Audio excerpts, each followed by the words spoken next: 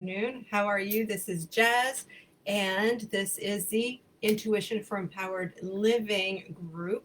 This is where we get to gain more confidence in our intuitive skills so that we can truly apply them and be the intuitive person that we know we are. It's not just something that's out there. Intuition is not something outside of you. Intuition is you. So the more we practice our skills, the more it becomes normal and the more it's integrated and the more joy and magic we can create in our lives. Sounds good? So this is a place to be. I have an ask for you.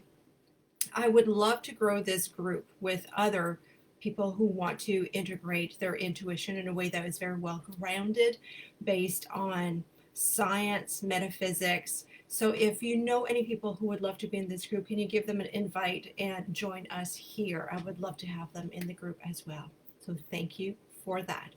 Now, let's get into our intuitive awareness exercise. So what this is a visualization that I'm going to walk you through. So I'm going to guide you with my voice into this exercise. And your job is to relax and to allow your imagination to participate in this visualization. Okay? So don't make this more complicated than necessary. Don't let your ego say, well, I can't see things. I can't do visualizations. I can't do, like, that's the ego. So if your ego is kicking up like that and saying, well, I never see anything in guided visualizations, just recognize this for what it is. It's your ego, and it's your fear, and it's some past beliefs. And if you're wanting and willing, you can let that go. So I invite you now to simply just take a nice deep breath all the way down to your belly and allow the experience to unfold the right way for you, because there's no right way, right? I'm not going to quiz you after. There's no like A++ grade to get. There's no achieving. There's no striving. That too is a domain of the ego. So there's no striving. It's just in the beingness. So again, a nice deep breath all the way down to your belly.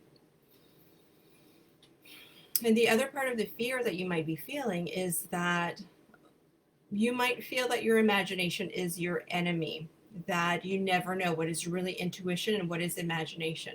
I want to flip that for you and say that your imagination is your friend, and your imagination can help you go even deeper into your intuitive awareness. So if you're a very imaginative person, like I am, allow that to be your friend and your guide, and you're just fine.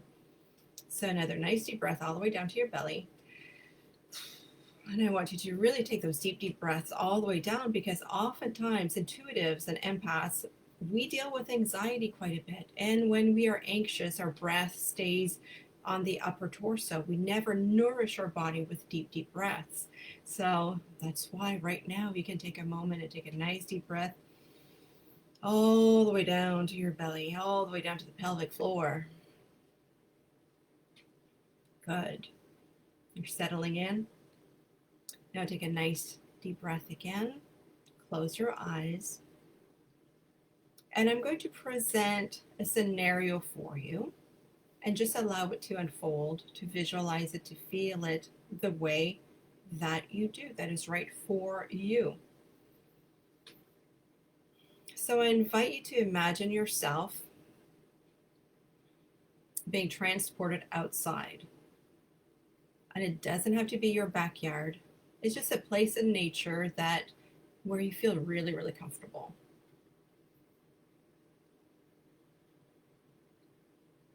And really allow your imagination to soar here. If you're stuck in minus 50-degree weather, maybe you want to imagine yourself on a hot tropical beach. Or maybe you love winter and you see yourself snowshoeing or skiing outside in winter. It's all good. Imagine yourself in a place outdoors in nature that you know, that you love.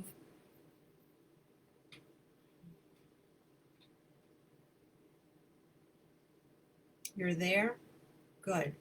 Now, with your next breath, I invite you to look around you at this place in nature. What color is the sky?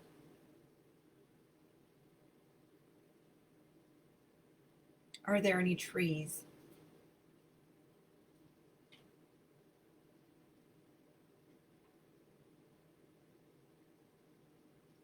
If you look down at your feet, what are you standing on? Is it sand? Is it snow? Is it grass, moss?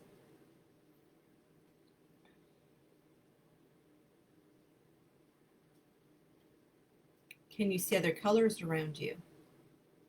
Perhaps trees, grasses. Just look at all the colors around you. What are you seeing?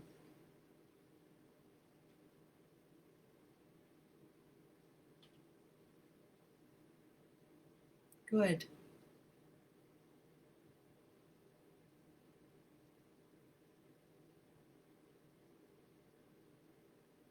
Now, I want you to open your ears and listen. Are there any sounds here in nature?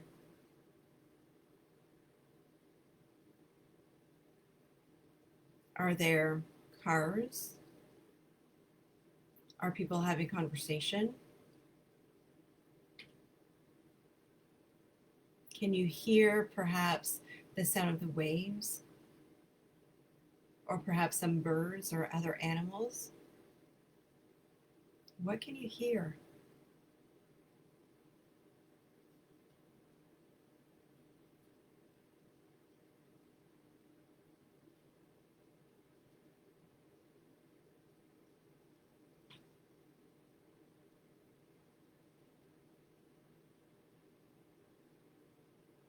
And now turn your awareness to your body, to your skin. What do you feel on your skin? Is it warm, hot, cold, windy, damp, dry? What are you feeling on your skin? What are the sensations?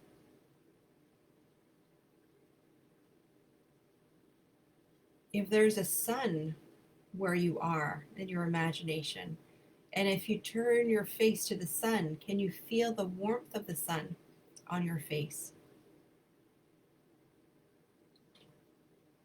And if there's a breeze where you are, if there's some wind, can you feel that wind on your skin?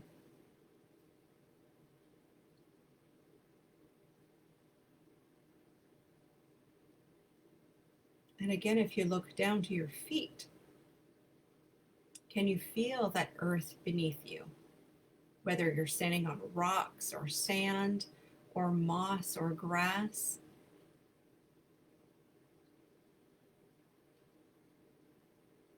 If perhaps you've imagined yourself barefoot, can you imagine what it feels like to squish the sand in between your toes, or the grass or the moss? Can you sense how rigid the earth is beneath you? Are you sinking in like in sand, or is it firm like a rock? Feel that in your body.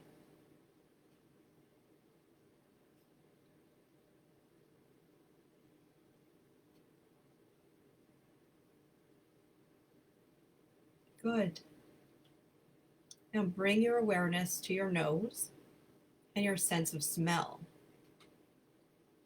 What do you smell in this place in nature? Is it the trees? Is it the seaside? The deep forest? If you're in an urban area, you're smelling any gasoline from the cars going by? What are you smelling?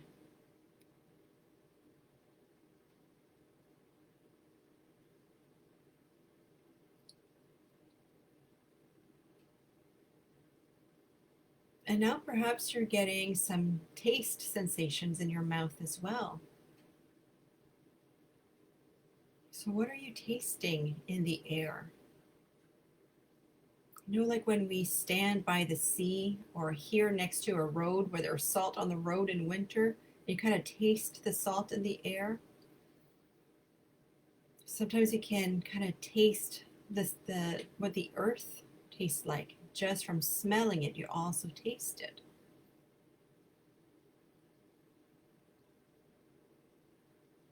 And perhaps there's nothing, and that is good too, right?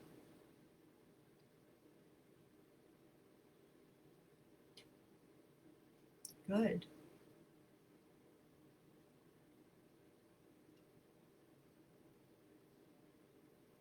Now, perhaps you know why you're here, why you've imagined yourself in that spot in nature at this time. Do you have that sense of knowing why are you here?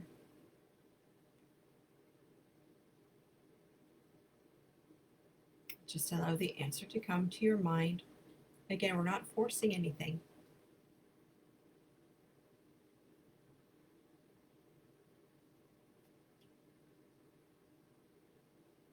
Good.